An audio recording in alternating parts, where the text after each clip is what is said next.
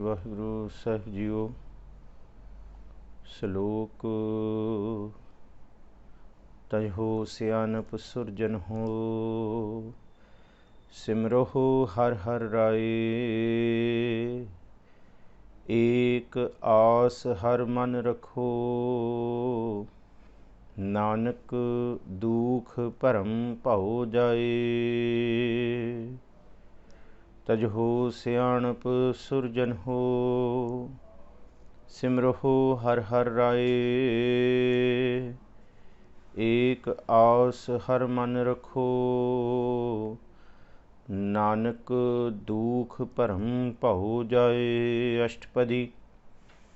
मानुक की टेक बृथि सब जान, देवन को एक भगवान। जिसकै दिया रह गाए, बाहुर न तृष्णा लागै आए। मारै राखै एको आप,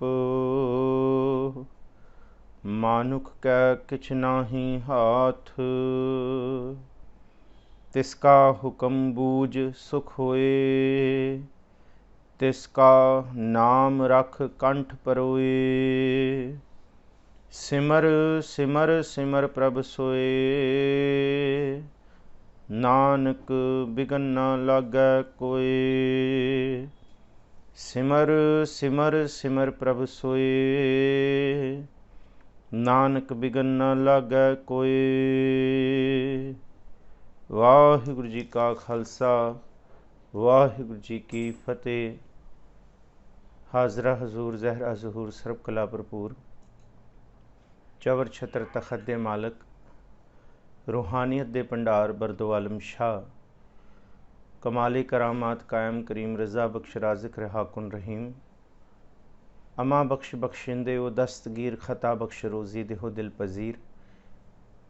धन सतगुरु श्री गुरु ग्रंथ साहब महाराज जी दे पावन मुखारबिंद, गुरु अर्जुन साहब महाराज जी दे मुखारबिंद तो उचारण गुरु ग्रंथ साहब जी दे विच सुशोभित पावन मुकद्दस बाणी सुखमनी साहब दी विचार आप पिछले लंबे समय तो सरवण कर रहे हो। धन सतगुरु श्री गुरु अर्जुन साहब महाराज जी की मेहरामत बख्शिश सदका इस बाणी का जिहड़ा पड़ाव है वो अज चौथी अष्टपदी की आरंभता तक पहुँचया है। कल रोज़ नूं असी 13वीं अष्टपदी की समाप्ति की सी। अज 14वीं अष्टपदी का आप जी ने श्लोक ते अष्टपदी का पहला पदा सरवण किया है। सतगुरु जी बख्शिश करन। सिर्फ पंछी झात आप संगतां नूं दस दईए कि जिस तरह पिछली अष्टपदी दे विच सतगुरु जी ने जिहड़े बंदगी करन वाले ने उन्हां दी निंदा करन वालियां दा पूरा उदाहरण दिता सी कि जिहड़े बंदगी इबादत दे विच जुड़े हुए ने, जिन्हां दे अंदर प्रभु दे गुण प्रगट होए ने, जिन्हां दा हिरदा कोमल है, जिन्हां दा हिरदा पवित्र है, जिहदे अंदर कोई वल छल कोई चलाकी किसी भी तरह की अंदर कोई भी तरह की माड़ी बिरती या बदफैली नहीं है। जे कोई उन्हां दी निंदा या उन्हां दी दूखना करता है तो उन्हां नूं दुख सहने पैंदे ने। और कई तरह के सतगुरु जी ने उन्हां विच जिक्र कीते। और आखिरी अष्टपदी के पदे दे विच सतगुरु जी ने सास सास सिमरन नूं ताकीद की, रात दिन सिमरन करन नूं उपदेश दिता। हर वेले प्रभु की इबादत बंदगी दे विच ध्यान रखण नूं, चिंतन करन नूं, चित सिमरन दे विच, चित गुरु के उपदेश दे विच, गुरु के शब्द दे विच रखण नूं कहा, ताकि सहज सुभाए निंदा की मैल, ये निंदा की बदफैली साडे मन तो निकल जाए। क्योंकि जे असी गुरु की बंदगी इबादत वल मन नूं लावांगे तो ये मन मूत पलीती कपड़ होए, दे साबून लईए ओह धोए, भरीए मत पापां कै संग, ओ धोपै नावै कै रंग। जिहड़े मन के उत्ते पाप मैल चढ़ी हुई है वो नाम के रंग दे नाल धुलेगी। उस तो पिछली अष्टपदी दे विच असी ये विचारिया सी कि हौमै नूं त्यागना ही एक सिख के जीवन जांच की सब तो पहली पौड़ी है। और उहदे विच असी सारी अवस्था पढ़ी सी, क्योंकि वो पदा सी सुखी बसै मस्कीनियाँ आप निवार तले। ਆਪਣੇ ਆਪ ਨੂੰ ਨਿਵਾਰਨ ਵਾਲੀ ਅਵਸਥਾ। ਹੁਣ ਆ ਜਿਹੜੀਆਂ ਪਿਛਲੀਆਂ 2 ਅਸ਼ਟਪਦੀਆਂ ਸੀ ਵਿਚਾਰੀਆਂ ਨੇ, ਇੱਕ ਦੇ ਵਿੱਚ ਹਉਮੈ ਦਾ ਤਿਆਗ ਹੈ ਤੇ ਦੂਸਰੇ ਵਿੱਚ ਨਿੰਦਾ ਦਾ ਤਿਆਗ ਹੈ। ਤੇ ਇੱਥੋਂ ਇਹ ਸਪਸ਼ਟ ਹੁੰਦਾ ਹੈ 12ਵੀਂ ਤੇ 13ਵੀਂ ਅਸ਼ਟਪਦੀ ਦੇ ਵਿੱਚ ਸਤਿਗੁਰ ਜੀ ਨੇ ਜਿਹੜੀ ਆ ਵਿਕਾਰੀ ਮੈਲ ਸਾਡੇ ਮਨ ਨੂੰ ਚਿੰਬੜੀ ਹੈ, ਭਾਵੇਂ ਉਹ ਹਉਮੈ ਵਾਲੀ, ਕਿਉਂਕਿ ਸਾਹਿਬ ਜੀ ਕਹਿੰਦੇ ਹਉਮੈ ਦੀਰਘ ਰੋਗ ਹੈ, ਦਾਰੂ ਪੀ ਇਸ ਮਾਹੇ।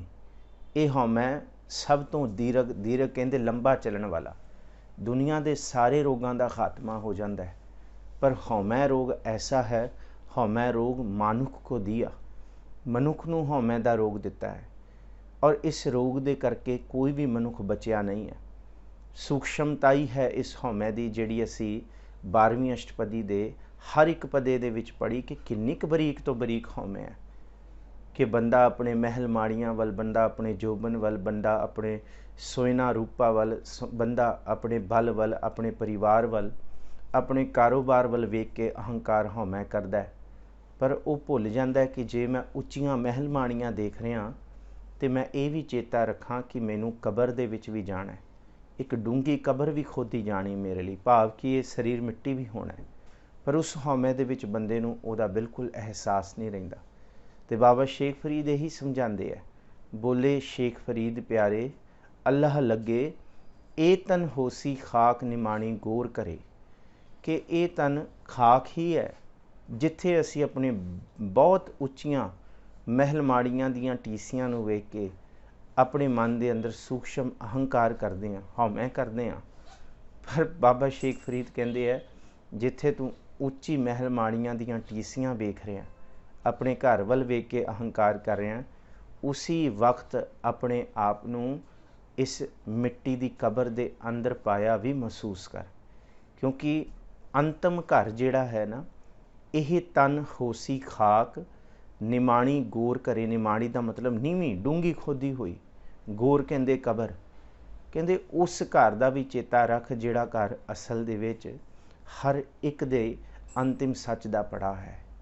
ਸੋ ਗੁਰੂ ਸਾਹਿਬ ਉਸ ਤੋਂ ਅਗਲੇ ਪਦੇ ਦੇ ਵਿੱਚ ਜਾਂ ਉਸ ਤੋਂ ਅਗਲੀ ਅਸ਼ਟਪਦੀ ਦੇ ਵਿੱਚ ਨਿੰਦਕ ਨੂੰ ਬਹੁਤ ਤਰ੍ਹਾਂ ਦੀ ਤਾੜਨਾ ਕਰਦੇ ਹੈ ਕਿ ਭਾਈ ਨਿੰਦਾ ਨਹੀਂ ਕਰਨੀ। ਆਮ ਨਿੰਦਾ ਇੱਕ ਪਾਸੇ ਹੈ, ਸਤਿਗੁਰੂ ਜੀ ਕਹਿੰਦੇ ਹੈ ਆਮ ਨਿੰਦਾ ਵੀ ਦੂਸਰੇ ਦੀ ਮੈਲ ਧੋਣੀ ਹੈ, ਪਰ ਯਾਦ ਰੱਖਿਓ ਭੁੱਲ ਕੇ ਵੀ ਕਦੀ ਬੰਦਗੀ ਇਬਾਦਤ ਵਾਲੇ ਦੀ ਨਿੰਦਾ ਨਹੀਂ ਕਰਨੀ। ਜੇ ਨਿੰਦਾ ਕੀਤੀ ਤੇ ਮਹਾਰਾਜ ਜੀ ਕਹਿੰਦੇ ਸਾਰਾ ਤੇਜ ਚਲਾ ਜਾਏਗਾ ਤੇਰਾ, ਸਾਰਾ ਤੇਰਾ ਤਪ ਤੇਜ, ਸਾਰੇ ਕੀਤੇ ਹੋਏ ਤੇਰੇ ਕਰਮ, ਸਾਰੇ ਕੀਤੇ ਚੰਗੇ ਕਾਰਜ ਇੱਕ ਬੰਦਗੀ ਕਰਨ ਵਾਲਿਆਂ ਦੀਆਂ ਨਿੰਦਾ ਕਰਨ ਦੇ ਨਾਲ ਹੀ ਉਹ ਸਭ ਤੇਜ ਤਪ ਤੇਜ ਖਤਮ ਹੋ ਜਾਏਗਾ। ਤੇਰਾ ਮੂੰਹ ਮੁਰਝਾ ਜਾਏਗਾ, ਤੇਰੇ ਚਿਹਰੇ ਦੇ ਉੱਤੇ ਛਾਈ, ਤੇਰੇ ਚਿਹਰੇ ਦੇ ਉੱਤੇ ਤਾੜਨਾ ਕੀਤੀ ਗੁਰੂ ਅਰਜਨ ਸਾਹਿਬ ਜੀ ਨੇ ਕਿ ਸਾਡਾ ਚਿਹਰਾ ਵੀ ਸੱਚੀ ਮੁੱਚੀ ਬਿਲਕੁਲ ਮੁਰਝਾਇਆ ਜਾਂ ਨਿੰਦਕ ਕੇ ਮੁਖਸ਼ਾਈ ਵਾਲਾ ਹੈ, ਕਿਉਂਕਿ ਜਿਹਦਾ ਅੰਦਰ ਮੁਰਝਾਇਆ ਹੈ ਉਹਦਾ ਬਾਹਰ ਵੀ ਮੁਰਝਾਏਗਾ। ਗੁਰੂ ਨਾਨਕ ਸਾਹਿਬ ਨੇ ਕਮਲ ਦੇ ਫੁੱਲ ਨੂੰ ਇਹੀ ਪੁੱਛਿਆ ਸੀ, ਪੱਬਰ ਤੂੰ ਹਰਿਆਵਲਾ ਕਬਲਾ ਕੰਚਨ ਵਨ, ਕਹਿ ਦੋਖੜੈ ਸੜਿਓਹੇ, ਕਾਲੀ ਹੋਈ ਹੈ ਦੇਹੁਰੀ ਨਾਨਕ ਮੈਂ ਤਨ ਭੰਗ।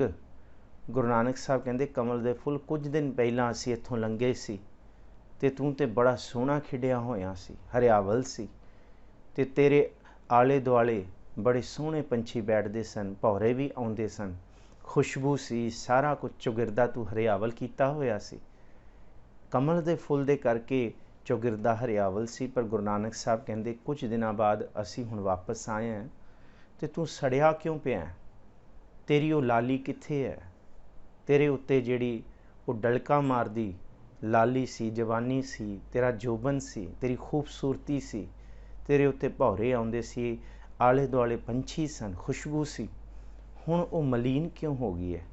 ਤੂੰ ਸੜ ਕਿਉਂ ਗਿਆ? ਕੀ ਦੁੱਖ ਤੈਨੂੰ ਲੱਗਿਆ? ਕੀ ਤਕਲੀਫ ਹੈ? ਗੁਰੂ ਨਾਨਕ ਸਾਹਿਬ ਉਸ ਕਮਲ ਦੇ ਫੁੱਲ ਨਾਲ ਸੰਵਾਦ ਕਰਦੇ ਹੈ ਤੇ ਸਮਝਾਉਂਦੇ ਸਾਨੂੰ ਪਏ ਹੈ। ਤੇ ਅੱਗੋਂ ਕਮਲ ਦੇ ਫੁੱਲ ਨੇ ਇਹ ਜਵਾਬ ਦਿੱਤਾ, ਜਾਣਾ ਪਾਣੀ ਨਾ ਲਹਾਂ ਜਾਂ ਛੇਤੀ ਮੇਰਾ ਸੰਗ। ਕਹਿੰਦੇ ਮੇਰੇ ਸੁੱਕਣ ਦਾ ਕਾਰਨ ਕੋਈ ਬਾਹਰ ਦਾ ਜੋਬਨ ਜਾਂ ਬਾਹਰ ਦਾ ਕੋਈ ਦਿਖਾਵਾ ਨਹੀਂ ਹੈ। ਇਹ ਬਾਹਰ ਦਾ ਜੋਬਨ ਉਸ ਵੇਲੇ ਸੜਿਆ ਜਿਸ ਵੇਲੇ ਮੇਰੇ ਅੰਦਰ ਪਾਣੀ ਜਾਣਾ ਖਤਮ ਹੋ ਗਿਆ। ਜਿਹੜਾ ਇੱਥੋਂ ਪਾਣੀ ਦਾ ਦਰਿਆ ਲੰਘਦਾ ਸੀ ਉਹ ਪਾਣੀ ਦਾ ਦਰਿਆ ਸੁੱਕ ਗਿਆ। ਜਾਣਾ ਪਾਣੀ ਨਾ ਲਹਾਂ ਜਾ ਛੇਤੀ ਮੇਰਾ ਸੰਗ, ਜਿਤ ਡਿਠੈ ਤਨ ਪਰਫੁਲੈ। ਚੜੀ ਚਵਗਨ ਮਨ, ਜਿਹਦੇ ਰਾਹੀਂ ਜਿਹਨੂੰ ਮਿਲਿਆ ਮੇਰੇ ਅੰਦਰ ਜੋਬਨ, ਮੇਰੇ ਅੰਦਰ ਲਾਲੀ ਤੇ ਮੇਰੇ ਅੰਦਰ ਡਲਕਾਂ ਆਉਂਦੀਆਂ ਸੀ, ਮੈਂ ਉਸ ਪਾਣੀ ਸੋਮੇ ਤੋਂ ਟੁੱਟ ਗਿਆ। ਤੇ ਗੁਰੂ ਨਾਨਕ ਸਾਹਿਬ ਕਹਿੰਦੇ ਜਿਸ ਤਰ੍ਹਾਂ ਕਮਲ ਦਾ ਫੁੱਲ ਪਾਣੀ ਤੋਂ ਟੁੱਟ ਜਾਏ ਮੁਰਝਾ ਜਾਂਦਾ, ਗੁਰੂ ਕਾ ਸਿੱਖ ਬਾਣੀ ਤੋਂ ਟੁੱਟ ਜਾਏ, ਅੰਦਰੋਂ ਟੁੱਟੇ, ਅੰਦਰ ਦੇ ਟੁੱਟਣ ਦਾ ਜ਼ਿਕਰ ਕੀਤਾ ਹੈ। ਤੇ ਅੰਦਰ ਦਾ ਟੁੱਟਿਆ ਹੋਇਆ ਬਾਹਰ ਵੀ ਮੁਰਝਾ ਜਾਂਦਾ, ਬਾਹਰੋਂ ਵੀ ਚਿਹਰਾ ਮੁਰਝਾ ਜਾਂਦਾ। ਜੇ ਅੰਦਰ ਬਾਣੀ ਟੁੱਟ ਕੇ ਨਿੰਦਾ ਲੱਗ ਜਾਏ, ਫਿਰ ਸਤਿਗੁਰੂ ਜੀ ਕਹਿੰਦੇ ਉਹਦਾ ਚਿਹਰਾ ਵੀ ਮੁਰਝਾ ਜਾਂਦਾ। ਸੋ ਸਾਹਿਬ ਜੀ ਨੇ ਇਹ ਦੋ ਤਰ੍ਹਾਂ ਦੀਆਂ ਅਲਾਮਤਾਂ ਦਾ ਪਿਛਲੀ ਅਸ਼ਟਪਦੀ ਦੇ ਵਿੱਚ ਜ਼ਿਕਰ ਕੀਤਾ ਸੀ। ਆਓ ਹੁਣ ਸਤਿਗੁਰੂ ਜੀ ਤੀਸਰੀ ਕਿਹੜੀ ਭੈੜੀ ਅਲਾਮਤ ਹੈ ਜਿਹੜੀ ਸਾਨੂੰ ਚਿੰਬੜੀ ਹੋਈ ਹੈ। ਕਿਉਂਕਿ ਯਾਦ ਰੱਖਿਓ, ਸੁਖਮਨੀ ਸਾਹਿਬ ਦਾ ਸਫ਼ਰ ਬੜਾ ਖੂਬਸੂਰਤ ਹੈ। ਪਹਿਲੀ ਅਸ਼ਟਪਦੀ ਦੇ ਵਿੱਚ ਸਤਿਗੁਰੂ ਜੀ ਉਸ ਪ੍ਰਭੂ ਦੇ ਸੁਖ ਮਨੀ ਵਾਲੇ ਭਾਵ ਕਿ ਉਸ ਬਾਣੀ ਦਾ ਜ਼ਿਕਰ ਕਰਦੇ ਹੈ ਕਿ ਇਹ ਕੋਈ ਨਾਗਮਣੀ ਨਹੀਂ ਹੈ, ਇਹ ਕੋਈ ਹੀਰੇ ਦੀ ਮਣੀ ਨਹੀਂ ਹੈ, ਇਹ ਕੋਈ ਪੱਥਰ ਨਹੀਂ ਹੈ, ਇਹ ਕੋਈ ਬਾਹਰ ਦੀ ਦਿੱਤੀ ਕਿਸੇ ਤਾਂਤਰਿਕ ਜਾਂ ਜੋਤਸ਼ੀ ਦੀ ਚੀਜ਼ ਨਹੀਂ ਹੈ ਜਿਹਦੇ ਨਾਲ ਤੇਰੇ ਵਿੱਚ ਖੁਸ਼ੀ ਆਏਗੀ।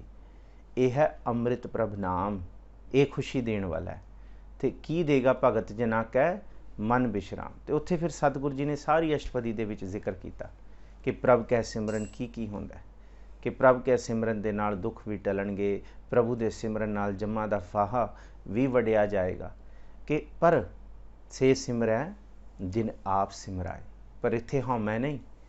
ਪਹਿਲੀ ਹੀ ਅਸ਼ਟਪਦੀ ਦੇ ਵਿੱਚ ਸਤਿਗੁਰੂ ਜੀ ਨੇ ਕਹਿਤਾ ਜੇ ਪ੍ਰਭੂ ਸਿਮਰਨ ਕਰਾਉਣ ਦੀ ਦਾਤ ਬਖਸ਼ਣਗੇ ਤਾਈਓ ਉਹ ਸਿੱਖ ਸਿਮਰਨ ਕਰ ਸਕਦਾ। ਤੇ ਫਿਰ ਸਤਿਗੁਰੂ ਜੀ ਨੇ ਇਸ ਅਵਸਥਾ ਨੂੰ ਬਾਰੰਬਾਰ ਅਗਲੀਆਂ ਅਸ਼ਟਪਦੀਆਂ ਦੇ ਵਿੱਚ ਕਿਹਾ ਕਿ ਪਹਿਲਾਂ ਸਿਮਰਨ ਕਰ, ਤੇ ਫਿਰ ਸਿਮਰਨ ਕਰਨ ਦੀ ਜਾਂਚ ਬਖਸ਼ੀ ਕਿ ਕੋਈ ਗੁਰੂ ਕੇ ਸਿੱਖ ਦਾ ਇਹ ਨਹੀਂ ਕਿ ਉਹ ਤਾਂਤਰਿਕ ਬਣ ਕੇ ਜਾਂ ਜੋਤਸ਼ੀ ਜਾਂ ਜੋਗੀ ਸਿੱਧ ਬਣ ਕੇ ਕਿਤੇ ਪਹਾੜਾਂ ਦੀ ਕੰਦਰਾਂ 'ਤੇ ਬੈਠ ਕੇ ਉਹ ਸਿਮਰਨ ਕਰੇਗਾ। ਸਤਿਗੁਰੂ ਜੀ ਨੇ ਕਿਹਾ ਕਿ ਨਾ ਭਾਈ, ਤੇਰਾ ਸਿਮਰਨ ਜ਼ਿੰਦਗੀ ਦੇ ਹਰ ਇੱਕ ਦਿਖਦੇ ਪਸਾਰੇ ਦੇ ਵਿੱਚ ਹੋਏ। ਕਿਸ ਰੂਪ ਦੇ ਵਿੱਚ? ਜੇ ਪ੍ਰਸਾਦ ਛੱਤੀ ਅੰਮ੍ਰਿਤ ਖਾਏ ਤਿਸ ਠਾਕੁਰ ਕੋ ਰਖ ਮਨ ਮਾਹੇ। ਤੂੰ ਹਰ ਇੱਕ ਚੀਜ਼ ਕਰ, ਜਿਹਦੀ ਕਿਰਪਾ ਦੇ ਨਾਲ ਭੋਜਨ ਖਾ ਰਿਹਾ ਉਹਦਾ ਸ਼ੁਕਰਾਨਾ ਕਰ, ਸਾਜ਼ ਗਰਾਸ ਉਹਦਾ ਸ਼ੁਕਰਾਨਾ ਕਰ, ਜਿਹਦੀ ਕਿਰਪਾ ਨਾਲ ਸੁਗੰਧਤ ਤਨ ਲਾਹੇ। ਜੇ ਪ੍ਰਸਾਦ ਸੁਗੰਧਤ ਤਨ ਲਾਹੇ, ਕਹਿੰਦੇ ਉਸ ਪ੍ਰਭੂ ਦਾ, ਜਿਸ ਪ੍ਰਭੂ ਦੀ ਕਿਰਪਾ ਨਾਲ ਕਿ ਤੇਰੇ ਪਿੰਡੇ ਦੇ ਉੱਤੇ ਤੂੰ ਆਪਣੇ ਤਨ 'ਤੇ ਆ ਭੂਖਨ ਪਹਿਰੀਜੈ, ਆਪਣੇ ਬੇਸ਼ਕੀਮਤੀ ਗਹਿਣੇ ਪਾਉਂਦਾ ਜਾਂ ਪਾਉਂਦੀ ਹੈ, ਤਾਂ ਵੀ ਤੂੰ ਸ਼ੁਕਰਾਨਾ ਕਰ। ਕਿ ਇਹ ਛੋਟੀਆਂ ਛੋਟੀਆਂ ਅਵਸਥਾਵਾਂ ਤੋਂ ਸਤਿਗੁਰੂ ਜੀ ਸਿਮਰਨ ਕਰਨਾ ਸਿਖਾ ਰਹੇ। ਫਿਰ ਸਤਿਗੁਰੂ ਜੀ ਕਹਿੰਦੇ ਤੂੰ ਉਹਦਾ ਸ਼ੁਕਰਾਨਾ, ਮਨੁੱਖ ਉਹਦਾ ਸ਼ੁਕਰਾਨਾ ਕਿਉਂ ਨਾ ਕਰੇ? ਇਸ ਕਰਕੇ ਕਰੇ ਕਿਉਂਕਿ ਤੇਰਾ ਮੂਲ ਕੀ ਸੀ ਤੇ ਸਤਿਗੁਰੂ ਨੇ ਤੈਨੂੰ ਕੀ ਤੋਂ ਕੀ ਬਣਾਤਾ। ਰਮਈਆ ਕੇ ਗੁਣ ਚੇਤ ਪ੍ਰਾਣੀ, ਕਵਨ ਮੂਲ ਤੇ ਕਵਨ ਦ੍ਰਿਸ਼ਟਾਨੀ। ਪਾਣੀ ਦੀ ਮੂਰਤ, ਪਾਣੀ ਤੋਂ ਮੂਰਤ ਬਣਾਤੀ ਸਤਿਗੁਰੂ ਜੀ ਨੇ। ਇਹ ਰਕਤ ਬਿੰਦ ਦੇ ਗਾਰੇ ਤੋਂ ਇੰਨੀ ਸੋਹਣੀ ਸਤਿਗੁਰੂ ਜੀ ਨੇ ਇਹ ਸਰੀਰ ਰੂਪੀ ਮੂਰਤ ਬਣਾਈ ਹੈ, ਤੇ ਤੂੰ ਕਿਉਂ ਨਹੀਂ ਸ਼ੁਕਰਾਨਾ ਕਰੇਗਾ? ਕਵਨ ਮੂਲ ਤੇ ਕਵਨ ਦ੍ਰਿਸ਼ਟਾਨੀ, ਜਿਨ ਤੂੰ ਸਾਜ ਸਵਾਰ ਸ਼ਿੰਗਾਰਿਆ, ਗਰ ਆਗਨ ਮੈਂ ਜਿਨ੍ਹੈ ਉਬਾਰਿਆ। ਕਿੰਨਾ ਕੁਛ ਦਿੱਤਾ, ਬਾਰ ਬਵਸਥਾ ਤੁਝੇ ਪਿਆਰੇ, ਦੂਧ ਭਰ ਜੋਬਨ ਭੋਜਨ ਸੁਖਸੂਦ, ਬਿਰਦ ਪਿਆ ਉੱਪਰ ਸਾਖਸੈਨ। ਬਿਰਦ ਅਵਸਥਾ ਤੱਕ ਉਹ ਪ੍ਰਭੂ ਹੀ ਸਾਨੂੰ ਹਰ ਤਰ੍ਹਾਂ ਦੇ ਪਦਾਰਥ ਤੇ ਸੁਖ ਦੇਣ ਵਾਲਾ। ਹੁਣ ਇਹ ਜਦ ਪੜਾਅ ਦਰ ਪੜਾਅ ਅਸੀਂ ਸੁਖਮਨੀ ਸਾਹਿਬ ਦੀ ਬਾਣੀ ਦੇ ਅੱਗੇ ਤੁਰਦੇ ਆ ਰਹੇ ਹਾਂ, ਅਤੇ ਇਹਦੇ ਵਿੱਚ ਬਹੁਤ ਕੁਝ ਸਤਿਗੁਰੂ ਜੀ ਨੇ ਸਾਨੂੰ ਦੱਸਿਆ, ਬੜਾ ਕੁਝ ਸਿਖਾਇਆ ਜ਼ਿੰਦਗੀ ਦੇ ਮਨੋਰਥ ਦਾ, ਜ਼ਿੰਦਗੀ ਦੀਆਂ ਆਸਾਵਾਂ ਦਾ, ਜ਼ਿੰਦਗੀ ਦੇ ਭਾਵਾਂ ਦਾ। ਜਿੱਥੇ ਅਸੀਂ ਸਤਿਗੁਰੂ ਜੀ ਦੀ ਕਿਰਪਾ ਦੇ ਨਾਲ ਪਿਛਲੀਆਂ ਅਸ਼ਟਪਦੀਆਂ ਦੇ ਵਿੱਚ ਪ੍ਰਭੂ ਦੇ ਹੁਕਮ ਨੂੰ ਵੀ ਸਮਝਿਆ ਕਿ ਕਰਨ ਕਾਰਨ ਪ੍ਰਭ ਏਕ ਹੈ, ਕਿ ਅਸਲ ਦੇ ਵਿੱਚ ਤੂੰ ਬਹੁਤੀ ਬਾਹਾਂ ਜਾਂ ਬਹੁਤੀਆਂ ਲੱਤਾਂ ਮਾਰ ਕੇ ਇਹ ਨਾ ਕਹੀਂ ਕਿ ਮੈਂ ਸਭ ਕੁਝ ਕਰ ਸਕਦਾ। ਸਤਿਗੁਰੂ ਜੀ ਇਹ ਵੀ ਅਹਿਸਾਸ ਕਰਾਉਂਦੇ ਕਿ ਤੂੰ ਇਹ ਵੀ ਚੇਤੇ ਰੱਖ ਕੇ ਅੰਤ ਦੇ ਵਿੱਚ ਪ੍ਰਭੂ ਦਾ ਹੀ ਹੁਕਮ ਵਰਤਣਾ ਹੈ। ਸੋ ਖੈਰ, ਮੈਂ ਆਪ ਸੰਗਤਾਂ ਦਾ ਬਹੁਤਾ ਸਮਾਂ ਨਾ ਲਾਂ। ਅੱਜ ਜਿਹੜੀ ਸਤਿਗੁਰੂ ਜੀ ਦੀ ਕਿਰਪਾ ਦੇ ਨਾਲ ਅਸ਼ਟਪਦੀ ਦੀ ਆਰੰਭਤਾ ਹੋਣੀ ਹੈ, ਆਓ ਜੀ ਉਸ ਅਸ਼ਟਪਦੀ ਦੀ ਆਰੰਭਤਾ ਕਰੀਏ। ਆਪ ਅਸੀਸ ਬਖਸ਼ੋ, ਸਤਿਗੁਰੂ ਜੀ ਮਿਹਰ ਕਰਨ। ਸਾਹਿਬ ਜੀ ਨੇ ਇਸ 14ਵੀਂ ਅਸ਼ਟਪਦੀ ਦੇ ਵਿੱਚ ਜਿਹੜੀ ਕਿਰਪਾ ਕੀਤੀ ਹੈ, ਉਸ ਕਿਰਪਾ ਨੂੰ, ਉਸ ਬਖਸ਼ਿਸ਼ ਨੂੰ ਸਮਝ ਸਕੀਏ। ਸ਼ਲੋਕ ਹੈ, ਤਜਹੋ ਸਿਆਨਪ ਸੁਰ ਜਨੋ ਸਿਮਰੋ ਹਰ ਹਰ ਰਾਏ, ਏਕ ਆਸ ਮਨ ਹਰ ਮਨ ਰਖੋ, ਨਾਨਕ दुख भरम भौ जाए। सारे ही मनोवृत्तियाँ एकाग्र करके आखो जी, सतनाम श्री वाहिगुरु। एक बारी फिर आखो जी, सतनाम श्री वाहिगुरु। श्लोक तजहो सियानप सुरजनो, सिमरो हर हर राए। एक आस हर मन रखो, नानक दुख भरम भौ जाए। सतगुरु गुरु अर्जन साहब महाराज जी दो अलामतां नूं त्यागण दा जिक्र कर ही आए ने पिछे। एक हौमै ते दूसरी निंदा, तीसरी है सियाणप। साहिब जी कहते सब कुछ प्रभु दे दर ते तेरा चल सकता पर तेरी सियाणप नहीं चल सकती। हाँ, तू गरीब बन के आए, तू मस्कीन बन के आए तो सतगुर बड़ी कृपा करनगे। तू ये बन के आए कि मैं बहुत ताकतवर हाँ, मैं बड़ी समर्था दा मालक हाँ, फिर सतगुर जी कहते ये गुरु के दर ते आउण दा तरीका नहीं है, ये मर्यादा नहीं है। इत्थे ते गरीब ते मस्कीन बन के जिहड़ा आउंदा है उहनूं बड़ियां बख्शिशां मिलदियां ने। इस करके साहिब जी कहते तेरियां सियाणपां, तेरियां चतराइयां, तेरे अंदर दियां जिन्नी भी तरह दियां कनिंगनैस हैगियां उहनूं त्यागना पएगा।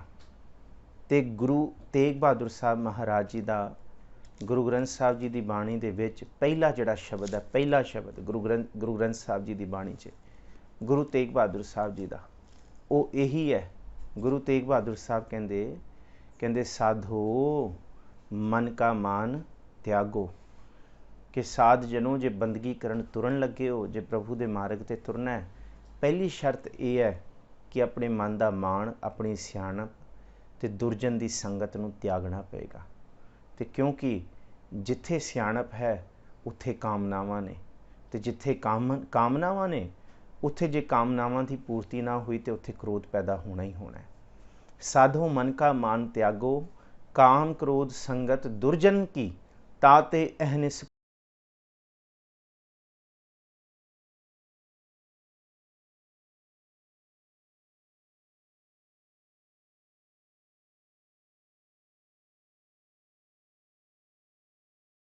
सुर कहते हैं जी देवतियां नूं, बाणी च बड़ी वारी पढ़दे हां, सुर नर मुंजन अमृत खोजदे, सु अमृत गुर ते पाया। असी सुर दा लफ्ज़ भाव कि जिन्हां नूं सतगुर जी ने मानुक तो देवते बनाता है।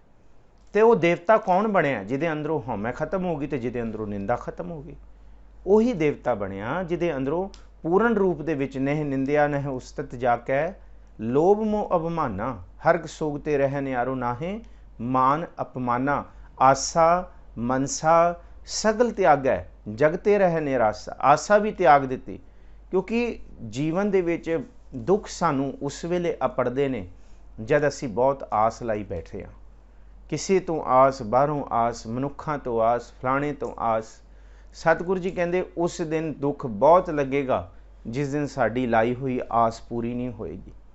और असल दे विच इस जीवन रौह रीत दे विच, इस जिंदगी दे विच सब तो ज़्यादा जिहड़े दुख सानू महसूस होंदे है, जिहड़ियां असी दूसरियां तो आसां लाई रखदे हां और वो आसां पूरीआं नहीं होंदियां, जां वो बंदा ढुकदा नहीं उस आस ते असी बड़ी कल्पदे हां, बड़े परेशान होंदे हां। महाराज कहंदे इक्को एक तरीका है कि जे अपने आप नूं दुख तो बचाउणा है तो फिर वो तरीका है किसी ते आस ना रखो। तो आस किस ते रखो? तो साहिब जी कहते हैं बड़ी बड़ी कमाल की गल करते हैं धन गुरु अर्जुन साहब महाराज जी कि एक आस हर मन रखो। आस रखो प्रभु ते, क्योंकि मनुखी आस हमेशा दुख देगी। जे पिता नूं पुत्र आखे कि पिता मैं तेरी सेवा करांगा, तो जे पिता आखे वाह तां भी तेरा धन्नवाद, जे पुत्र आखे मैं तेरी सेवा नहीं करांगा, तो पिता जे फिर हर नाल जुड़िया होए, प्रभु नाल जुड़िया होए, फिर तां भी ये कहेगा तां भी तेरा धन्नवाद। क्योंकि मनुखों वाली आसा हमेशा तोड़न वास्ते बनी है, पर प्रभु दे उत्ते लगी आस कदी बिरथी नहीं जाती, कदी टुटती नहीं है। मैं ताण दीवान तू है मेरे स्वामी, मैं तुझे आगे अरदास, मैं होर थाऊं नाही, जिस पह करूं बेनती मेरा, दुख सुख तुझ ही पास। पर मनुखा की जिहड़ी आस है, मनमुखा केरी दोस्ती माया का संबंध, ਦੇਖਦਿਆਂ ਹੀ ਭੱਜ ਜਾਣ ਕਦੇ ਨਾ ਪਾਇਨ ਬੰਦ, ਜਿਤ ਚਰ ਪਹਿਨਣ ਖਾਵਣੇ ਤਿਤ ਚਰ ਰੱਖਣ ਗੰਢ, ਜਿਤ ਦਿਨ ਕਛੂ ਨਾ ਹੋਵਨੀ ਤਿਤ ਦਿਨ ਬੋਲਣ ਗੰਧ। ਇਹ ਹੈ ਮਨੁੱਖਾਂ ਦੀ ਆਸ। ਇਸ ਆਸ ਦਾ ਨਤੀਜਾ ਦੁੱਖ ਭਰਿਆ ਹੈ, ਪਰ ਸਤਿਗੁਰੂ ਜੀ ਕਹਿੰਦੇ ਆ ਜੇ ਆਸ ਰੱਖਣੀ ਹੈ ਤੇ ਸਭ ਤੋਂ ਪਹਿਲੀ ਆਸ ਪ੍ਰਭੂ ਤੇ ਰੱਖੋ। ਏਕ ਆਸ ਹਰ ਮਨ ਰੱਖੋ। ਗੁਰੂ ਤੇਗ ਬਹਾਦਰ ਸਾਹਿਬ ਜੀ ਵੀ ਇਹੀ ਸਮਝਾਉਂਦੇ ਕਿ ਆਸਾ ਮਨਸਾ, ਮਨਸਾ ਮਨ ਦੇ ਫੁਰਨੇ ਵੀ ਤੇ ਆਸ ਵੀ ਇੱਕ ਵਾਰੀ ਤਿਆਗ ਕੇ ਤਾਂ ਦੇਖੋ। ਸਾਨੂੰ ਲੱਗਦਾ ਕਿ ਬੜਾ ਮੁਸ਼ਕਿਲ ਹੈ ਜੇ ਮਨੁੱਖੀ ਆਸ ਹੀ ਛੱਡ ਦਿੱਤੀ। ਮਹਾਰਾਜ ਕਹਿੰਦੇ ਆਸ ਪ੍ਰਭੂ ਤੇ ਰੱਖੋ ਤੇ ਕਾਰਜ ਸਾਰੇ ਕਰੀ ਜਾਓ ਦੁਨੀਆ 'ਚ। ਲੋਗਨ ਸਿਓ ਮੇਰਾ ਠਾਠਾ ਬਾਗਾ ਸਾਰਿਆਂ ਤੇ ਰੱਖੋ, ਪਰ ਆਸ ਪ੍ਰਭੂ ਤੇ ਰੱਖੋ। ਠਾਠੇ ਬਾਗੇ ਦੇ ਵਿੱਚ ਗੱਲਬਾਤ, ਕਾਮ ਕਿਰਤ ਵਿਹਾਰ ਕਾਰਜ ਦੇ ਵਿੱਚ ਜੇ ਆਸ ਮਨੁੱਖਾਂ ਤੇ ਹੋਏਗੀ ਤੇ ਦੁੱਖ ਆਏਗਾ, ਪਰ ਜੇ ਕਰਦੇ ਹੋਏ ਆਸ ਪ੍ਰਭੂ ਤੇ ਹੈ, ਕਾਰਜ ਹੋ ਜੇ ਤਾਂ ਵੀ ਆਸ ਪ੍ਰਭੂ ਤੇ, ਨਾ ਹੋਏ ਤਾਂ ਵੀ ਪ੍ਰਭੂ ਦਾ ਸ਼ੁਕਰਾਨਾ, ਕਿਉਂਕਿ ਏਕ ਆਸ ਮਨ ਹਰ ਮਨ ਰੱਖੋ। ਤੇ ਜਿਹਦੀ ਆਸ ਪ੍ਰਭੂ ਦੇ ਉੱਤੇ ਹੈ, ਸਤਿਗੁਰੂ ਜੀ ਕਹਿੰਦੇ ਨਾਨਕ ਦੁੱਖ ਭਰਮ ਭਉ ਜਾਏ। ਉਹਦੇ ਦੁੱਖ ਵੀ, ਉਹਦੇ ਭਰਮ ਵੀ ਤੇ ਉਹਦੇ ਭਉ ਵੀ ਸਭ ਨਾਸ਼ ਹੋ ਜਾਣਗੇ। ਕਿਉਂਕਿ ਜਦ ਮਨੁੱਖ ਕਿਸੇ ਤੇ ਆਸ ਰੱਖਦਾ ਹੈ ਤੇ ਇੱਕ ਭਰਮ ਹੁੰਦਾ ਹੈ ਕਿ ਇਹ ਆਸ ਪੂਰੀ ਹੋਏਗੀ, ਤੇ ਜੇ ਉਹ ਆਸ ਪੂਰੀ ਨਾ ਹੋਏ ਤੇ ਉਸ ਆਸ ਦੇ ਪਿੱਛੇ ਭਉ ਵੀ ਹੁੰਦਾ ਹੈ, ਤੇ ਫਿਰ ਜੇ ਅੰਤ ਦੇ ਵਿੱਚ ਆਸ ਪੂਰੀ ਹੀ ਨਾ ਹੋਈ ਤੇ ਉਸ ਆਸ ਦੇ ਵਿੱਚੋਂ ਨਿਕਲਿਆ ਸਿਰਫ ਦੁੱਖ ਹੀ ਦੁੱਖ ਝੋਲੀ ਪੈਂਦਾ। ਦੇਖੋ ਤਿੰਨੋਂ ਚੀਜ਼ਾਂ ਦਾ ਸਤਿਗੁਰੂ ਜੀ ਨੇ ਇੱਕੋ ਤੁਕ ਦੇ ਵਿੱਚ ਜ਼ਿਕਰ ਕਰਤਾ, ਕਿਉਂਕਿ ਆਸ ਦੇ ਨਾਲ ਇਹ ਤਿੰਨ ਚੀਜ਼ਾਂ ਸਾਈਮਲਟੇਨੀਅਸਲੀ ਚੱਲਦੀਆਂ ਨੇ। ਇਹ ਤਿੰਨ ਫੀਲਿੰਗਸ, ਇਹ ਤਿੰਨ ਤਰ੍ਹਾਂ ਦੇ 3 kinds of emotion, ਇਹ ਨਾਲ ਇਟ ਪੇਵਸ ਥਰੂ ਦ ਇਮੋਸ਼ਨਸ। ਇਹ ਜਿਹੜਾ ਰਸਤਾ ਹੈ ਨਾ ਆਸ ਵਾਲਾ, ਕਿ ਕਿਸੇ ਦੇ ਨਾਲ ਬਹੁਤੀ ਐਕਸਪੈਕਟੇਸ਼ਨ ਰੱਖ ਲੈਣੀ, ਮਹਾਰਾਜ ਜੀ ਕਹਿੰਦੇ ਤਿੰਨ ਚੀਜ਼ਾਂ ਪੈਦਾ ਹੋਣਗੀਆਂ। ਜਿਸ ਦੇ ਉੱਤੇ ਆਸ ਰੱਖੀ ਹੈ, ਭਰਮ ਹੈ। ਆਸ ਰੱਖਣ ਲੱਗਿਆ ਕਿਉਂਕਿ ਭਰਮ ਹੈ, ਆਸ ਪੂਰੀ ਹੋਏਗੀ ਨਾ ਹੋਏਗੀ, ਪਰ ਉਹਨੂੰ ਇਹ ਪਤਾ ਹੈ, ਮਨੁੱਖ ਨੂੰ ਲੱਗਦਾ ਆਸ ਪੂਰੀ ਹੋ ਜਾਏਗੀ ਜਿਹਨੇ ਕਹਿਤਾ, ਪਰ ਅਸਲ ਦੇ ਵਿੱਚ ਸਤਿਗੁਰੂ ਜੀ ਕਹਿੰਦੇ ਇਹ ਭਰਮ ਹੈ, ਇਹ ਸੱਚ ਨਹੀਂ ਹੈ। ਇਹ ਨਹੀਂ ਹੈ ਕਿ ਮੈਂ ਆਸ ਰੱਖੀ ਹੈ ਮੈਂ ਹੀ ਨਾ ਕੱਲ ਰਵਾਂ, ਫਿਰ ਆਸ ਦਾ ਕੀ ਕਰਾਂਗੇ। ਜਾਂ ਜਿਹਦੇ ਨਾਲ ਰੱਖੀ ਹੈ ਕੁਝ ਹੋਰ ਘਟਨਾ ਵਰਤ ਜਾਏ ਤੇ ਫਿਰ, ਇਸ ਕਰਕੇ ਆਸ ਰੱਖਣੀ ਭਰਮ ਹੈ। ਫਿਰ ਆਸ ਦੇ ਵਿੱਚੋਂ ਭਉ ਪੈਦਾ ਹੋਏਗਾ, ਪੂਰੀ ਹੋਣੀ ਨਹੀਂ ਹੋਣੀ, ਤੇ ਫਿਰ ਜੇ ਨਹੀਂ ਹੋਈ ਤੇ ਫਿਰ ਦੁੱਖ ਪੈਦਾ ਹੋਏਗਾ। ਜੇ ਇੱਕ ਕਰਤੇ ਪੁਰਖ ਵਾਹਿਗੁਰੂ ਜੀ ਦੇ ਉੱਤੇ ਆਸ ਰੱਖ ਲਈ ਜਾਏ, ਜੇ ਕਹਿ ਦਿੱਤਾ ਜਾਏ ਮੈਂ ਤਾਣ ਦੀਵਾਨ ਤੂੰ ਹੈ ਮੇਰੇ ਸਵਾਮੀ, ਮੈਂ ਤੁਦੇ ਆਗੇ ਅਰਦਾਸ, ਬਸ ਹੋਰ ਕੋਈ ਨਹੀਂ ਹੈ। ਪ੍ਰਭ ਪਾਸ ਜਨ ਕੀ ਅਰਦਾਸ, ਤੂੰ ਸੱਚਾ ਸਾਈਂ ਤੂੰ ਰਖਵਾਲਾ ਸਦਾ ਸਦਾ। ਇੱਥੇ ਕੋਈ ਮਨੁੱਖ ਸਦਾ ਲਈ ਰਖਵਾਲਾ ਨਹੀਂ, ਪਰ ਮੈਂ ਜਿਹਦੀ ਆਸ ਲਈ ਹੈ ਉਹ ਸਦਾ ਰਖਵਾਲਾ ਹੈ। ਤੂੰ ਰਖਵਾਲਾ ਸਦਾ ਸਦਾ ਹੋਂ ਤੁਧ ਧਿਆਈ, ਮੈਂ ਤੈਨੂੰ ਧਿਆ ਰਿਹਾ ਕਿਉਂਕਿ ਤੇਰੀ ਆਸ ਸਦਾ ਰਹਿਣ ਵਾਲੀ ਹੈ। ਆਸ ਪਿਆਸੀ ਪਿਰ ਕੈ ਤਾਈ, ਮੇਰੀ ਆਸ ਉਸ ਖਸਮ ਪ੍ਰਭੂ ਦੇ ਤਾਈ, ਉਹਦੇ ਚਰਨਾਂ 'ਚ ਹੈ। ਕਿਉਂਕਿ ਉਹ ਸਦਾ ਰਹਿਣ ਵਾਲਾ ਹੈ। ਤੇ ਕੱਚੀ ਆਸ ਨਹੀਂ, ਇਹ ਅੱਜ ਹੈ ਕੱਲ ਨਹੀਂ ਹੋਏਗੀ, ਹੁਣੇ ਹੈ ਕੁਝ ਸਮੇਂ ਬਾਅਦ ਨਹੀਂ ਹੋਏਗੀ। ਇਸ ਤਰ੍ਹਾਂ ਹੈ ਜਿਉਂ ਚਾਤਰਿਕ ਬੁੰਦੇਰੇ, ਜਿਸ ਤਰ੍ਹਾਂ ਚਾਤਰਿਕ ਨੂੰ ਸਵਾਂਤੀ ਬੂੰਦ ਦੀ ਪਿਆਸ ਹੈ, ਮੈਨੂੰ ਪ੍ਰਭੂ ਦੇ ਦਰਸ਼ਨਾਂ ਦੀ ਪਿਆਸ ਹੈ, ਬਸ ਆਸ ਉਸ ਤੋਂ ਹੀ ਹੈ। ਆਸ ਪਿਆਸੀ ਪਿਰ ਕੈ ਤਾਈ, ਜਿਉਂ ਚਾਤਰਿਕ ਬੁੰਦੇਰੇ, ਕਹੋ ਨਾਨਕ ਜੀਅਰਾ ਬਲਿਹਾਰੀ, ਦੇਹੋ ਦਰਸ ਪ੍ਰਭ ਮੇਰੇ। ਮੈਨੂੰ ਇਹ ਵੀ ਆਸ ਹੈ ਕਿ ਪ੍ਰਭੂ ਤੁਸੀਂ ਕਿਰਪਾ ਕਰਕੇ ਆਪਣੇ ਵਿੱਚ ਮਿਲਾਓਗੇ, ਕਿਉਂਕਿ ਬਾਕੀ ਸਾਰੇ ਕਾਰਜ ਤੇ ਹੁੰਦੇ ਹੀ ਰਹਿੰਦੇ ਨੇ ਔਰ ਹੁੰਦੇ ਹੀ ਰਹਿਣਗੇ, ਚੱਲਦਾ ਹੀ ਰਹੇਗਾ ਇਹ ਸੰਸਾਰ, ਕਿਉਂਕਿ ਸਭ ਦੁਨੀਆ ਆਵਣ ਜਾਣੀਆਂ। ਪਰ ਇੱਕ ਜਿਹੜਾ ਕਾਰਜ ਸਿਰਮੌਰ ਹੈ ਉਹ ਹੈ ਜਲ ਕਾ ਜਲ ਹੁਆ ਰਾਮ, ਕਿ ਤੁਹਾਡੇ ਵਿੱਚ ਲੀਨ ਹੋ ਜਾਣਾ, ਤੁਹਾਡੇ ਹੁਕਮ ਦੇ ਵਿੱਚ ਲੀਨ ਹੋ ਜਾਣਾ। ਜੋ ਨਰ ਦੁੱਖ ਮੈਂ ਦੁੱਖ ਨਹੀਂ ਮਾਨੈ ਵਾਲੇ ਸੱਚ ਦੀ, ਉਸ ਪੌੜੀ ਦੇ ਉੱਤੇ ਪਹਿਲਾ ਕਦਮ ਧਰ ਦੇਣਾ। ਇਹਨੂੰ ਮਹਾਰਾਜ ਜੀ ਕਹਿੰਦੇ ਏਕ ਆਸ ਹਰ ਮਨ ਰੱਖੋ। ਜੇ ਇੱਕ ਖਸਮ ਦੀ ਆਸ, ਇੱਕ ਓੰਕਾਰ ਦੀ ਆਸ ਜਿਹੜਾ ਸਦਾ ਹੀ ਚਲੰਤ ਹੈ, ਓੰਕਾਰ ਜਿਹੜਾ ਸਦਾ ਹੀ ਕੌਨਸਟੈਂਟ એનર્ਜੀ ਹੈ, ਸਦਾ ਰਹਿਣ ਵਾਲਾ ਹੈ, ਹੋਰ ਕੋਈ ਨਹੀਂ ਸਦਾ ਰਹਿਣ ਵਾਲਾ, ਜੇ ਉਹਦੀ ਆਸ ਰੱਖੀ ਹੈ, ਨਾਨਕ ਦੁੱਖ ਭਰਮ ਭਉ ਜਾਏ, ਇਹ ਤਿੰਨੋਂ ਹੀ ਖਤਮ ਹੋ ਜਾਣਗੇ। ਫਿਰ ਗੁਰੂ ਅਰਜਨ ਸਾਹਿਬ ਜੀ ਤੋਂ ਪੁੱਛੇ, ਪਾਤਸ਼ਾਹ ਜੀ ਕਿਉਂ ਅਸੀਂ ਇੱਕ ਖਸਮ ਤੇ ਆਸ ਰੱਖੀਏ? ਤੁਸੀਂ 2 ਤੁਕਾਂ ਸ਼ਲੋਕ 'ਚ ਦੱਸ ਤੇ ਦਿੱਤਾ, ਪਰ ਕਰੋ ਕਿਰਪਾ, ਅਸੀਂ ਮੰਦ ਬੁੱਧੀ ਹੈਗੇ ਹਾਂ, ਸਾਡੀ ਮੁਗਧ ਬੁੱਧੀ ਹੈ, ਮੁਗਧੇ ਹੈਗੇ ਹਾਂ ਅਸੀਂ, ਸਿਆਣੇ ਨਹੀਂ ਹੈਗੇ ਹਾਂ। ਤੁਸੀਂ ਕਿਰਪਾ ਕਰੋ ਇਹਨੂੰ ਖੋਲ ਕੇ ਦੱਸੋ। ਫਿਰ ਸਤਿਗੁਰੂ ਜੀ ਹੁਣ 80 ਤੁਕਾਂ 'ਚ ਦੱਸਦੇ ਨੇ, ਸੁਣੋ ਭਾਈ, ਗੁਰੂ ਸਾਹਿਬ ਇਹੀ ਦੱਸਦੇ ਨੇ, ਸੁਣੋ ਅਸੀਂ ਕਿਉਂ ਕਹਿੰਦੇ ਹਾਂ ਕਿ ਪ੍ਰਭੂ ਦੀ ਆਸ ਰੱਖੋ। ਇਸ ਲਈ ਰੱਖੋ ਅਸ਼ਟਪਦੀ, ਮਾਨੁਖ ਕੀ ਟੇਕ ਬਿਰਥੀ ਸਭ ਜਾਣ। ਮਨੁੱਖਾਂ ਦੀ ਟੇਕ ਬਿਰਥੀ ਜਾਣੋ, ਕਿਉਂਕਿ ਉਹ ਟੇਕ ਸਦਾ ਰਹਿਣ ਵਾਲੀ ਨਹੀਂ, ਆਸਰਾ ਰਹਿਣ ਵਾਲਾ ਨਹੀਂ। ਜਿਹੜੀ ਚੀਜ਼ ਹੀ ਸਦਾ ਰਹਿਣ ਵਾਲੀ ਨਹੀਂ ਹੈ, ਉਹਦੀ ਟੇਕ ਕਿਸ ਤਰ੍ਹਾਂ ਸਦਾ ਰਹੇਗੀ। ਮਾਨੁਖ ਕੀ ਟੇਕ ਬਿਰਥੀ ਸਭ ਜਾਣ, ਦੇਵਨ ਕੋ ਇੱਕ ਹੈ ਭਗਵਾਨ। ਦੇਣ ਵਾਲਾ ਇੱਕੋ ਹੀ ਖਸਮ ਹੈ, ਇੱਕੋ ਹੀ ਖਸਮ ਕੰਮ ਕਰਾਉਣ ਵਾਲਾ ਹੈ। ਇਹਨੂੰ ਹੀ ਕਿਹਾ ਹੈ ਕਿ ਸਭੇ ਥੋਕ ਪ੍ਰਾਪਤੇ ਜੇ ਆਵੈ ਇੱਕ ਹੱਥ। ਗੱਲ ਹੀ ਮੁੱਕ ਗਈ। ਜਦ ਥੋਕ ਦੇ ਵਿੱਚ ਸਭ ਕੁਝ ਮਿਲਣ ਵਾਲਾ, ਜੇ ਉਹ ਇੱਕ ਹੱਥ ਆ ਜੇ ਤੇ ਉਹੀ ਸਾਰੇ ਕਾਰਜ ਕਰਾ ਲੇਗਾ। ਜਾਂ ਤਾਂ ਮਨੁੱਖਾਂ ਪਿੱਛੇ ਭੱਜੀ ਜਾਓ ਕਾਰਜ ਕਰਾਉਣ ਲਈ, ਤੇ ਜਾਂ ਉਹਨੂੰ ਫੜ ਲਓ ਜਿਹਦੇ ਵੱਸ ਸਾਰੇ ਮਨੁੱਖ ਨੇ। ਇਹ ਗੱਲ ਸਮਝਣੀ ਹੈ ਤੇ ਔਖੀ ਹੈ, ਤੇ ਲੂਣੀ ਸਿਲ ਚਟਣਾ, ਪਰ ਕੋਈ ਵਿਰਲਾ ਗੁਰੂ ਦੀ ਬਖਸ਼ਿਸ਼ ਨਾਲ ਇਹ ਗੱਲ ਸਮਝ ਸਕਦਾ। ਜਾਂ ਤਾਂ ਮਨੁੱਖਾਂ ਦੇ ਤਰਲੇ ਕੱਟੀਏ, ਜਾਂ ਇੱਕ ਨੂੰ ਧਿਆ ਲਈਏ, ਇੱਕ ਨੂੰ ਕਾਬੂ ਕਰ ਲਈਏ। ਭਾਵ ਇੱਕ ਨੂੰ, ਜਾਂ ਤੂੰ ਆਵੇਂ ਵਸ ਬਹੁਤ ਘਿਣਾਵਣੇ, ਨਾ ਤੂੰ ਆਵੇਂ ਵਸ ਬਹੁਤ ਘਿਣਾਵਣੇ। ਪਰ ਜੇ ਉਹਨੂੰ ਵਸ ਕਰ ਲਿਆ, ਸਭ ਕੋ ਤੇਰਾ ਵਸ ਅਗਮ ਗੋਚਰਾ, ਤੂੰ ਭਗਤਾਂ ਕਹਿ ਵਸ ਭਗਤਾਂ ਧਾਨ ਤੇਰਾ, ਫਿਰ ਸਭ ਕੁਛ ਹੀ ਵਸ ਆ ਜਾਏਗਾ। ਸਭੇ ਥੋਕ ਪ੍ਰਾਪਤੇ ਜੇ ਆਵੈ ਇੱਕ ਹੱਥ, ਫਿਰ ਕੀ ਹੋਏਗਾ। ਜਨਮ ਪਦਾਰਥ ਸਫਲ ਹੈ ਜੇ ਸੱਚਾ ਸ਼ਬਦ ਕਥ, ਤੇ ਫਿਰ सब कुछ मिल जाएगा। मानुख की टेक बृथी सब जान, देवन को एक है भगवान, इको ही खसम देण वाला है। जिसकै दिया रह गाए, बाहुर ना तृष्णा लग आए। मनुखा दा दिता होया कदी भी अंदर सबर संतोख नहीं पैदा कर सकता, पर जे प्रभु की दात मिल जाए, जे दात प्रभु वाली मिल जाए, जिस तरह असी चाहते हैं वो नहीं। ਅਸੀਂ ਤੇ ਮੰਗਣ ਜਾਂਦੇ ਹਾਂ ਨਾ, ਗੁਰੂ ਇਹ ਦੇ ਦਿਓ, ਇਹ ਦੇ ਦਿਓ, ਪਾਤਸ਼ਾਹ ਇਹ ਦੇ ਦਿਓ। ਕਦੀ ਕੋਈ ਬਿਰਲਾ ਜਾ ਕੇ ਕਹਿੰਦਾ ਪ੍ਰਭੂ ਜੋ ਮੈਨੂੰ ਸੁੱਖ, ਜੋ ਮੈਨੂੰ ਤੇਰਾ ਨਾਮ, ਜੋ ਮੈਨੂੰ ਤੇਰੀ ਬੰਦਗੀ ਦੇਗਾ ਤੂੰ ਮੈਨੂੰ ਉਹ ਦੇਈਂ। ਤੇ ਫਿਰ ਇਹ ਥੋੜੀ ਪ੍ਰਭੂ ਤੋਂ ਮੰਗਿਆ ਕਿ ਮੈਨੂੰ ਜੋ ਚਾਹੀਦਾ। ਬੰਦਗੀ ਕਰਨ ਵਾਲੇ ਨੇ, ਇਬਾਦਤ ਕਰਨ ਵਾਲੇ ਨੇ ਉਹ ਮੰਗਿਆ ਪ੍ਰਭੂ ਜੋ ਤੁਹਾਨੂੰ ਚੰਗਾ ਲੱਗਦਾ, ਜੋ ਆਪ ਜੀ ਨੂੰ ਚੰਗਾ ਲੱਗਦਾ ਸੱਚਾ ਪਾਤਸ਼ਾਹ, ਉਹ ਮੇਰੀ ਝੋਲੀ ਪਾਈ। ਇਹਨੂੰ ਕਿਹਾ ਜਿਸ ਕੈ ਦਿਆ ਰਹਿ ਅਗਾਏ। ਫਿਰ ਜਦ ਉਹ ਦੇਗਾ, ਫਿਰ ਉਹਦੇ ਦਿੱਤੇ ਹੋਏ ਦੇ ਵਿੱਚ ਸ਼ੁਕਰ ਹੋਏਗਾ, ਸਬਰ ਹੋਏਗਾ, ਦੁੱਖ ਨਹੀਂ ਪੈਦਾ ਹੋਏਗਾ।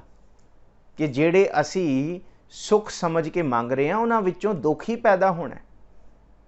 ਕਿ ਜਿਹੜੇ ਅਸੀਂ ਸੁੱਖ ਮੰਗਦੇ ਹਾਂ, ਸਾਨੂੰ ਲੱਗਦਾ ਹੈ ਕਿ ਸੁੱਖ ਮੰਗਤ ਦੁੱਖ ਆ ਗਿਆ ਵੈ। ਕਹਿੰਦੇ ਅਸੀਂ ਤੇ ਸੁੱਖ ਮੰਗਣ ਜਾਂਦੇ ਹਾਂ ਰੱਬ ਕੋਲੋਂ, ਪਰ ਅੰਤ ਦੇ ਵਿੱਚ ਉਹ ਸੁੱਖ ਸਾਨੂੰ ਦੁੱਖ ਹੀ ਪੈਦਾ ਦਿੰਦੇ ਆ। ਜੋ ਵੀ ਭਾਵੇਂ ਪਦਾਰਥ ਤੇ ਭਾਵੇਂ ਜੋ ਮਰਜ਼ੀ ਮੰਗੀਏ, ਉਹਨਾਂ ਵਿੱਚੋਂ ਦੁੱਖ ਹੀ ਮਿਲਣਾ। ਸੁੱਖ ਮੰਗਤ ਦੁੱਖ ਆ ਗਿਆ ਆਵੈ, ਸੋ ਸੁੱਖ ਹਮੂ ਨਾ ਕਦਹੂ ਭਾਵੈ। ਉਹ ਫਿਰ ਸਾਨੂੰ ਨਹੀਂ ਚਾਹੀਦਾ। ਇਸ ਕਰਕੇ ਉਹ ਮੰਗ ਜੋ ਪ੍ਰਭੂ ਨੇ ਤੈਨੂੰ ਦੇਣਾ, ਜੋ ਪ੍ਰਭੂ ਦੀ ਖੁਸ਼ੀ ਵਿੱਚੋਂ ਮਿਲਣਾ। ਸੋ ਸਾਹਿਬ ਜੀ ਇਹੀ ਸਮਝਾਉਂਦੇ ਨੇ, ਜਿਸ ਕੈ ਦੀਆ ਰਹਿ ਅਗਾਏ, ਜਿਹਦੀ ਬਖਸ਼ਿਸ਼ ਦੇ ਨਾਲ ਮਨ ਦੇ ਅੰਦਰ ਸੰਤੋਖ ਪੈਦਾ ਹੋਏਗਾ। ਬਾਹਰ ਨਾ ਤ੍ਰਿਸ਼ਨਾ ਲਾਗੈ ਆਏ, ਉਹਦੀ ਦਿੱਤੀ ਹੋਈ ਕਿਰਪਾ ਬਖਸ਼ਿਸ਼ ਦਾਤ ਵਿੱਚੋਂ ਬਾਹਰ ਨਾ ਤ੍ਰਿਸ਼ਨਾ ਲਾਗੈ ਆਏ। ਬਹੁਤੀਆਂ ਫਿਰ ਪਦਾਰਥਾਂ ਦੀ ਤ੍ਰਿਸ਼ਨਾ ਜਾਂ ਬਹੁਤੇ ਅੰਦਰ ਭਾਵ, ਜਿਹਨੂੰ ਆਪਾਂ ਸਿੱਧਰੀ ਪੰਜਾਬੀ 'ਚ ਕਹਿ ਲਈਏ ਨਾ, ਬੰਦਾ ਤਰਾਹੇ ਕਰਦਾ। ਬੰਦਾ ਅੰਦਰ ਵੱਡੂ ਖਾਉ ਜਾ ਰਹਿੰਦਾ ਸਦਾ ਹੀ, ਉਹਦੀ ਅੱਖਾਂ 'ਚ ਕਦੀ ਸਬਰ ਨਹੀਂ, ਕਿਉਂਕਿ ਉਹ ਮਨੁੱਖੀ ਬਿਰਤੀ ਵਾਲੀ ਮਾਂਗ ਜਾਂ ਸੋਚ ਦੇ ਵਿੱਚ ਤੁਰਿਆ। ਪਰ ਜੇ ਇੱਕ ਪ੍ਰਭੂ ਦੀ ਬਿਰਤੀ ਵਾਲੀ ਸੋਚ ਤੋਂ ਜਿਉਣ ਲੱਗ ਜੇ, ਮਹਾਰਾਜ ਜੀ ਕਹਿੰਦੇ ਫਿਰ ਅੰਦਰੋਂ ਤ੍ਰਿਸ਼ਨਾ ਮੁੱਕ ਜਾਂਦੀ ਹੈ ਜੀ। ਮਾਰੈ ਰਾਖੈ ਇੱਕੋ ਆਪ, ਮਾਨੁਖ ਕੈ ਕਿਛ ਨਾਹੀ ਹਾਥ। ਮਾਰਨ ਵਾਲਾ ਵੀ ਉਹ ਹੈ ਤੇ ਰੱਖਣ ਵਾਲਾ ਵੀ ਉਹ ਹੈ। ਇਹੀ ਖੂਬਸੂਰਤੀ ਹੈ। ਬਚਾਉਣ ਵਾਲਾ ਵੀ ਉਹ ਹੈ ਤੇ ਫਨਾ ਕਰਨ ਵਾਲਾ ਵੀ ਉਹ ਹੈ। ਮਾਨੁਖ ਕੈ ਕਿਛ ਨਾਹੀ ਹਾਥ। ਇੱਕ ਤੁਕ ਦੇ ਵਿੱਚ ਸਤਿਗੁਰ ਨੇ ਨਿਬੇੜਾ ਕਰ ਦਿੱਤਾ ਕਿ ਜਿਸ ਬੰਦਿਆਂ ਦੀ ਜਾਂ ਜਿਸ ਦਿਸਦੇ ਪਸਾਰੇ ਦੀ ਅਸੀਂ ਟੇਕ ਆਸਰਾ ਰੱਖੀ ਬੈਠੇ ਹਾਂ ਨਾ, ਉਹਨੂੰ ਮਾਰਨ ਵਾਲਾ ਵੀ ਉਹ ਹੈ ਤੇ ਉਹਨੂੰ ਬਚਾਉਣ ਵਾਲਾ ਵੀ ਉਹ ਹੈ, ਤੇ ਫਿਰ ਉਹਦੀ ਟੇਕ ਰਹੀਏ। ਮਾਰੈ ਰਾਖੈ ਇੱਕੋ ਹਾਥ ਆਪ, ਮਾਨੁਖ ਕੈ ਕਿਛ ਨਾਹੀ ਹਾਥ। ਇੱਥੇ ਮਨੁੱਖਾਂ ਦੇ ਹੱਥ ਕੁਛ ਨਹੀਂ ਹੈ। ਜਿਨ੍ਹਾਂ ਦੀ ਅਸੀਂ ਵੀ ਟੇਕ ਰੱਖੀ ਬੈਠੇ ਹਾਂ ਉਹਦੇ ਹੱਥ ਵੀ ਕੁਛ ਨਹੀਂ ਹੈ ਜੀ। ਤਿਸਕਾ ਹੁਕਮ ਬੂਝ ਸੁਖ ਹੋਏ, ਤਿਸਕਾ ਨਾਮ ਰਖ ਕੰਠ ਪਰੋਏ। उस प्रभु के हुक्म नूं बूझ के ही सुख मिलेगा। इनू गुरु नानक साहब जी ने शुरुआत च ही कहता कि सचियारा होइया कि कूड़ा टुटै पाल, हुक्म रजाई चलना नानक लिखिया नाल। बस उहदी हुक्म ते रजा दे विच जिहड़ा तुर पए उही सचियारा हो जाएगा। बस उहदी हुक्म दी दात नूं बुझ ले, जिहड़ा कोई बुझ लेगा ते बुझण नूं भी हुक्म की है, उहदी दात नूं भी सतगुर ने अगे अष्टपदियां दे विच समझाया है। इनू क्या तिसका हुक्म बूझ सुख होए, उहदे हुक्म नूं भावें अज मनीए ते भावें ना मनीए। जे ना भी मनांगे तां भी कदी ना कदी मनना पएगा, क्योंकि वो सत है, अटल है, भावें दुखी रहिए। जे अज मन लीए तो फिर सुख ही होएगा। इनू सतगुरु जी कहते उहदे हुक्म नूं बुझ लईए, समझ लईए तो सुख प्राप्ति होएगी। तिसका नाम रख कंठ परोए, किसी दी भी असी बहुती उस्तत ना करी जाइए। उस्तत करी किसी दे सोहले ना गाई जाइए। उहदे सोहले की गाने जिस बंदे ने फना हो जाना है, जिन्हें इत्थे नहीं रहना, उहदे गाइए जिन्हें सदा रहना है। उहदा नाम इस तरह जपीए, तिसका नाम रख कंठ परोए। अपने गले च जिस तरह माला कोई पा लेंदा है कि जिन्हों क्या कंठे माला जिहवा राम राम, सहंस नाम लै लै करो सलाम, कि उस प्रभु दे नाम दी माला गल दे विच पा लै कि भाव उहदा नाम ही जपी जा जी। सिमर सिमर सिमर प्रभ सोए, नानक बिगन्ना लागै कोए। उनु सिमरो उनु सिमरो उनु सिमरो, सिमरो सिमर सिमर सुख पावो हो। कल कलेश तन माहे मिटावो, सिमरो जाज विशंबर एकै, नाम जपत अगनत अनेकै। उनु ही जपो जिन्हों सारे त्यारे है, जिहड़ा सारियां दा मालक है। सिमर सिमर सिमर प्रभ सोए, उनु ही ध्या, नानक बिगन ना लागै कोई।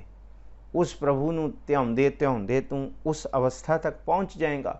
जद मन उस उन्मुनी अवस्था ते अपड़ेगा, फिर मन करके तन करके किसी भी तरह का बिघन तैनू नहीं लगेगा।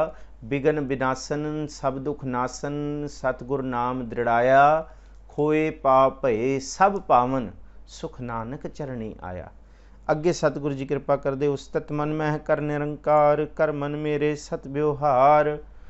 मन दे विच प्रभु की उस्तत कर, उस्तत मन में कर निरंकार। उस प्रभु की निरंकार दी, जिहड़ा निराकार है, जिहदा कोई आकार नहीं, जिहड़ा देह तो बिना है, ना बेगूनो बेचूनो चू बेनमू, जिहदा कोई रूप रंग जात पात भेख नहीं है, उहदी उस्तत कर मन दे अंदर। उस्तत मन मह कर निरंकार।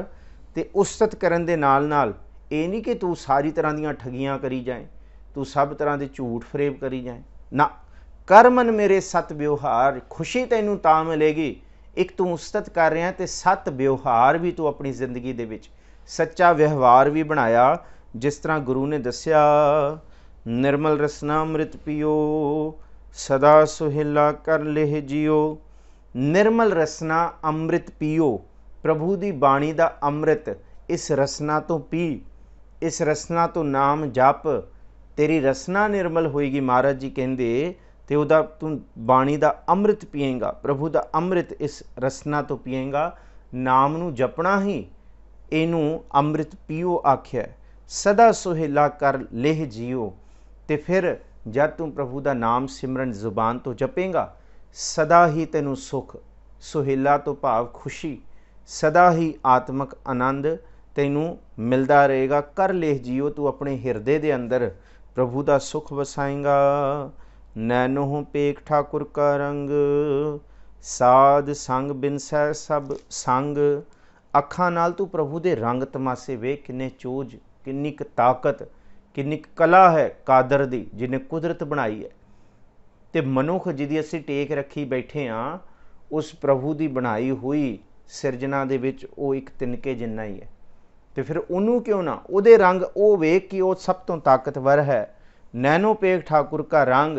तो मन के अंदर जे विकार खत्म नहीं होंदे, साध संग बिनसै सब संग। संगत दे विच आ, साध दे संगत दे विच जिहड़े मोह माया दे झूठे संग बने हुए ने ना, असी जिमें जिमें लोकां दे उत्ते आस रखी बैठे हाँ, झूठे संग बनाई बैठे हाँ कि वह बांह फड़न वाला, वो करन वाला है। महाराज जी कहते संगत दे विच आके झूठे संग सब बिनस जाते हैं। पता लग जाता है ਅਸਲ ਦੇ ਵਿੱਚ ਜਿਹ ਪੈਂਡੇ ਮਹਾ ਅੰਧ ਗੁਬਾਰਾ, ਜਿੱਥੇ ਕੋਈ ਵੀ ਨਾਲ ਨਾ, ਜਿਹ ਪੰਥ ਤੇਰਾ ਕੋਨਾ ਸਿੰਘਾਂ, ਉਥੇ ਸਿਰਫ ਇੱਕ ਨਾਮ ਹੀ ਨਾਲ ਜਾਣ ਵਾਲਾ, ਉਹ ਪ੍ਰਭੂ ਹੀ ਨਾਲ ਜਾਣ ਵਾਲਾ ਹੈ ਜੀ। ਚਰਨ ਚਲੋ ਮਾਰਗ ਗੋਬਿੰਦ, ਮਿਟੈ ਪਾਪ ਜਪੀਐ ਹਰ ਬਿੰਦ। ਚਰਨ ਚਲੋ ਮਾਰਗ ਗੋਬਿੰਦ, ਪ੍ਰਭੂ ਦੇ ਮਾਰਗ ਤੇ ਤੁਰੀਏ। ਇਤ ਮਾਰਗ ਚੱਲੇ ਭਾਈ ਅੜੇ, ਗੁਰ ਕਹੈ ਸੋ ਕਾਰ ਕਮਾਈ ਜਿਓ। ਇਹਨੂੰ ਹੀ ਸਤਿਗੁਰੂ ਜੀ ਨੇ ਕਿਹਾ, ਮੇਰੋ ਸੁੰਦਰ ਕਹੋ ਮਿਲੈ ਕਿਤ ਗਲੀ, ਹਰ ਕੇ ਸੰਤ ਬਤਾਵੋ ਮਾਰਗ, ਹਮ ਪੀਛੇ ਲਾਗ ਚਲੀ। ਮੈਂ ਪਿੱਛੇ ਲਾਗ ਚਲਾਂਗਾ। ਤੇ ਕਿਵੇਂ ਚੱਲਣਾ? ਪ੍ਰੇ ਕੇ ਬਚਨ ਸੁਖਾਨੇ ਹੀ ਅਰੇ, ਇਹ ਚਾਲ ਬਣੀ ਹੈ ਭਲੀ। ਜਿਸ ਦਿਨ ਪ੍ਰਭੂ ਦੇ ਬਚਨ, ਗੁਰੂ ਦੇ ਬਚਨ ਹਿਰਦੇ 'ਚ ਚੰਗੇ ਲੱਗਣ ਲੱਗ ਜਾਣਗੇ, ਬਸ ਉਸ ਦਿਨ ਸਾਡੀ ਚਾਲ ਠੀਕ ਹੋ ਜਾਏਗੀ। ਉਸ ਦਿਨ ਚਰਨ ਚਲੋ ਮਾਰਗ ਗੋਬਿੰਦ, ਅਸੀਂ ਗੋਬਿੰਦ ਦੇ ਮਾਰਗ ਦੇ ਵਿੱਚ। ਪਰ ਇਹ ਗੱਲਾਂ ਨਹੀਂ, ਪ੍ਰੀਤਮ ਕੇ ਦੇਸ ਕੈਸੇ ਬਾਤਨ ਕਹਿ ਜਾਈਏ, ਗੱਲਾਂ ਬਾਤਾਂ ਨਾਲ ਨਹੀਂ ਸਾਡੀ ਤਰ੍ਹਾਂ, ਇੱਥੇ ਕਮਾਈ ਦੇ ਨਾਲ ਹੀ। ਚਰਨ ਚਲੋ ਮਾਰਗ ਗੋਬਿੰਦ, ਮਿਟਹਿ ਪਾਪ ਜਪੀਐ ਹਰ ਬਿੰਦ।